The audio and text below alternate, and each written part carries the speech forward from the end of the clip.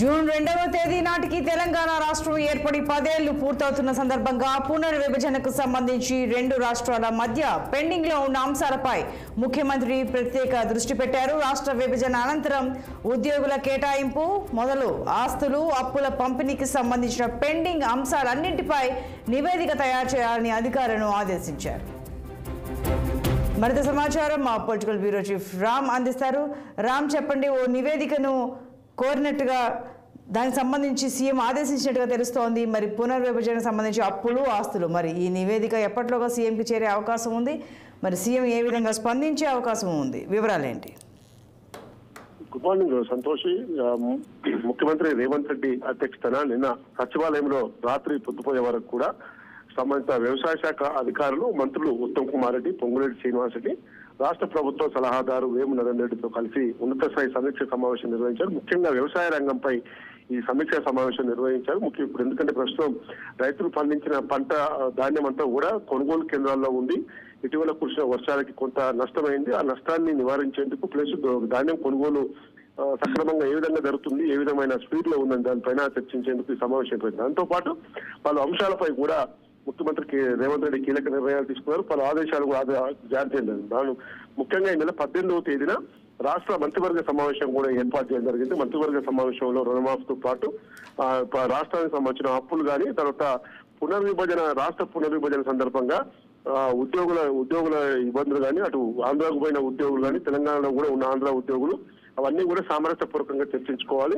అదేవిధంగా జూన్ 2వ తేదీకి 10 ఏళ్లు ఉమ్మడి రాజధాని హైదరాబాద్ ఏదైతే అయిపోతుందో దాని తర్వాత ఉన్న ఏపీకి సంబంధించిన భవనాలు అన్ని కూడా లేక్ గెస్ట్ హౌస్ అన్ని కూడా మనం ఆధీనంలోకి తీసుకోవాలని చెప్పి దానికి సంబంధించిన పూర్తి స్థాయి నివేదిక కూడా తయారు చేయాలని చెప్పి కూడా చెప్పడం జరిగింది. దీంతో పాటు ఈ ఆస్తులు అప్పులు ఉద్యోగుల విభజన పెండింగ్ అంశాలపై కూడా నివేదిక ఇవ్వాలని కూడా ఆదేశాలు సిఎస్ కు ఆదేశాలు కూడా జరిగింది. సిఎస్ కూడా ఈ సమావేశంలో ఉన్న నేపథ్యంలో అదేవిధంగా అక్రమాలకు పాల్పడే మిల్లర్ల పైన ఈ ధాన్యం కొనుగోలు సందర్భంగా కూడా మిల్లర్ల పైన చర్యలు తీసుకోవాలి.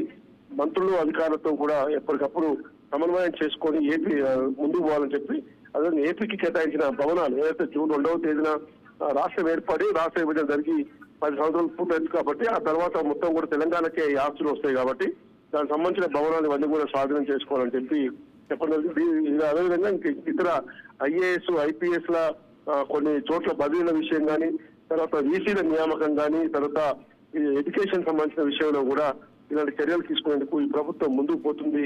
ఆ విధంగా మొత్తం పాలనా యంత్రాంగం అంతా కూడా గత 2 నెలలుగా మొత్తం మంత్రులు, ముఖ్యమంత్రి మంత్రులు అందరూ కూడా ఇప్పటికే ఎన్నికల ప్రచారం నిమగ్నమైన నేపథ్యంలో ఈ నెల 13వ తేదీన ఎన్నికలు ముగిసిన నేపథ్యంలో ఈ పాలనపై దృష్టి పెట్టామని చెప్పి అయితే ముఖ్యమంత్రి రేవంత్ రెడ్డి చెప్పాడో దాని మీద ఆ విధంగానే ఈ రోజు ముందుకు పోతున్న విషయం కనబడతా ఉంది.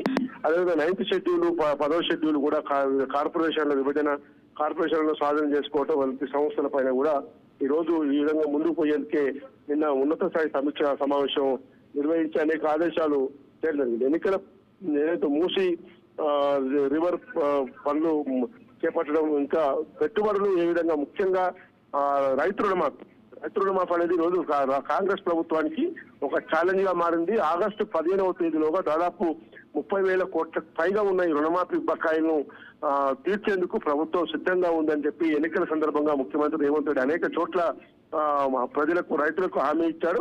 ఇప్పటికే రైతు బంధు విషయంలోనే ఇంకా కొంతమందికి ఇంకా రైతు బంధు రాలేదని చెప్పి గొడవ జరుగుతున్న నేపథ్యంలో రైతు బంధు కానీ రైతు రుణమాఫీ కానీ ఎట్టి పరిస్థితుల్లో కూడా సక్రమంగా అమలు చేయాల్సిందే. దానికోసం రైతు రుణమాఫీ విషయంలో ఆగస్టు 15వ తేదీలోపు ఏ విధంగానైనా సరే నిధులు సమీకరించుకొని ప్రభుత్వ FRBM కు లోబడి, RBI నిబంధనలు లోబడి ఈ నిధుల సమీకరణ చేసి ఖచ్చితంగా రైతు రుణమాఫీ చేసే విధంగా ముందుకు పోయేందుకు ప్రభుత్వం సిద్ధంగా ఉంది. ఆ విధంగా మొత్తం కూడా వచ్చే ఆస్తులు ఎంత, రాబడి ఎంత, ఇతర దుబారా ఖర్చులు ఏం పెడతా ఉన్నాం, దాన్ని ఏ విధంగా తగ్గించుకోవాలి అనే అంశాలపైనే మొత్తం ఫైనాన్స్ సంబంధించిన అంశాలపైన సీరియస్ గా దృష్టి సారించినట్టు తెలుస్తుంది.